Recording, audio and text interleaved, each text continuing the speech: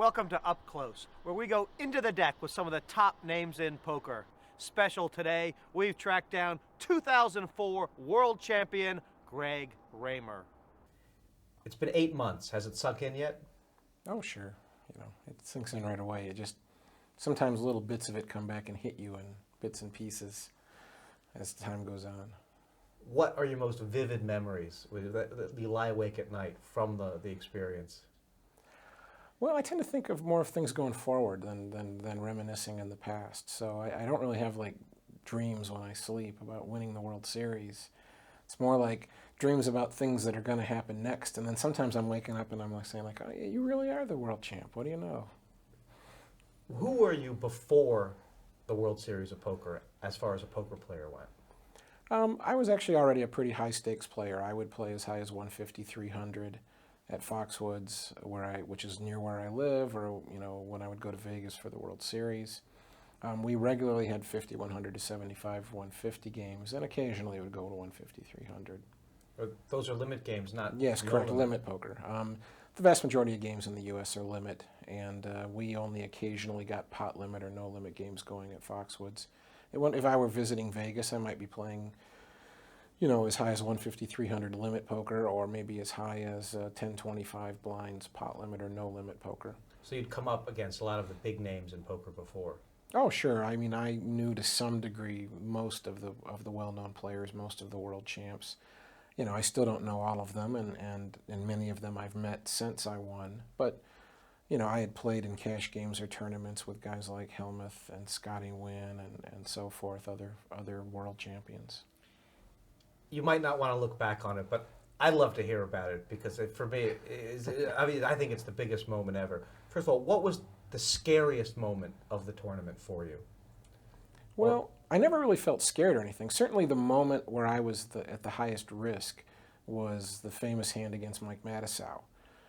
There had been the earlier incident where he had shown a bluff after I had folded my hand and then started berating me about the size of my unmentionables, saying that you had to have big ones like him to be a poker player. And so he was going on about that, and it was on the broadcast. And you refused to shake his hand. And I refused to shake his hand.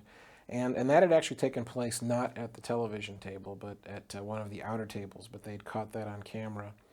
And then after the dinner break that day, they moved our table to the television table.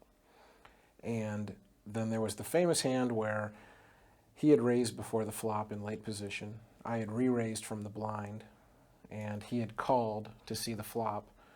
The flop had come 10-9-3 with 2 diamonds, and I pushed all in, holding the ace of diamonds and jack of diamonds. And I was going all in for somewhere in the neighborhood of 4 times the total amount of money in the pot. And I did that because I knew that if I didn't have the best hand, I was still probably at least a small favorite over almost all the hands he might have. And even if I wasn't a small favorite, I certainly wasn't a big dog. There was no hand he could hold that I was way, way behind. And I just wanted to make sure that he would fold all those hands where I was a small favorite and I could just win the small pot uncontested instead of having to gamble for all of my chips. But unfortunately, he decided to call, or in hindsight, fortunately. And he had 9-7 for a pair of nines, and I made a flush and beat him. I doubled up, crippled him, and then he went broke. On TV, it looks like he went broke soon thereafter. In real life, it was at least an hour later. Situation's reversed. You have his hand, he has yours. He's gone all in. Cards are flipped up. Do you call? No, I don't think you can call there. I mean, he said that he put me on 2 overcards, which is what I had. His mistake was in thinking that I had 2 overcards that weren't diamonds. He seemed to be of the opinion that it was luck that I had diamonds, and that I would have done the same thing if I had had the ace-jack of hearts or ace-jack of spades or whatever. And that's just not the case. I would have played the hand more typically because I still had lots of chips compared to the blinds, and I had a lot more money in my stack than was already in the pot. You had a remarkably even keel throughout the whole tournament. Was that what was going on inside? For the most part, I was amazingly calm. I'm always a pretty calm, steady player. Certainly much more so than the average poker player. But even for myself, for my own personal history, that was as calm and steady and even-tempered as I've maybe ever been in a poker game. Were there any little things you did before the tournament started or leading up to it or during the tournament that you think helped you win? Well, I mean, certainly there were lots of little things I did. I mean, the main thing that helped me win is the fact that I've been studying the game seriously for 12 years and, always working hard and putting a lot of time into improving my thinking as a poker player. And that's clearly the biggest thing. In terms of like maybe little things that I did that week, I had developed a pretty set routine, having come to the World Series for now, that was like my 4th year in a row that I'd come and played in some World Series events. And I, kind of scoped out the horseshoe in downtown in the sense that I knew exactly what I wanted and where it was at when I could get it. So every break, we had 15 minutes. It was quickly out of my seat, across the street. There was a place, a little souvenir store, and it was, I had this big 44-ounce soft drink that you'd see in the TV show, and I'd fill that up with Diet Coke, a little bit of Cherry Coke, and I just did it because, that I like the taste of it. So it's like, here's what I need to last me for 2 hours, and then I can go get some fresh when we're on break. Here's the bathroom to go to because you got hundreds of thousands of guys trying to use the bathroom all at once. So where can you go to avoid the line? All those little details, What about the stamina issue? I mean, you looked fresh at the final table. Well, I tell you, having the day off made a big difference. Dan Harrington made a comment asking all of us at the final table, how many of you played Saturday and how many of you played Sunday when they split the field at the beginning into the two separate day ones. And he was the only guy who had started on Sunday, and so he was the only one that played 6 continuous days. And the rest of us had had one day, a day off, and now 5 days in a row. And I really do think in hindsight that made a big difference. If you had asked me when I registered for the tournament and given me a choice, I would have picked Sunday, because I would have thought it would be better to like get in the tournament frame of mind and stay in it. But after I experienced it, the day off actually was a big benefit. Were you able to sleep in your downtime? Every night I had no problem falling asleep. But after I'd be asleep for about 4 or 5 hours, I'd wake up because I had to use the restroom, or because maybe I was lying in a funny position and my arm had fallen asleep, and that would wake me up. Something, the things that normally wake you up in the middle of the night, and normally you just take care of it and you're back asleep in a minute or two. And once I woke up, I couldn't go back to sleep. After the 3rd day, you were close to the chip lead. I think you were 4th in chips or so. And then after the 5th and 6th day, you were the chip leader both times, if I'm not mistaken. Yeah, going into this, we played on the final day was a Friday, and so yeah, Thursday night and Wednesday night I would have been chip leader at the end of the day. Were you like lying in bed as the chip leader thinking, I could blow it? I don't think that way. I really don't. One advantage of my approach to poker is that it's, very mathematical, very analytical. And, having a third of the chips at the final day, means you have a third of a chance of winning the tournament or thereabouts.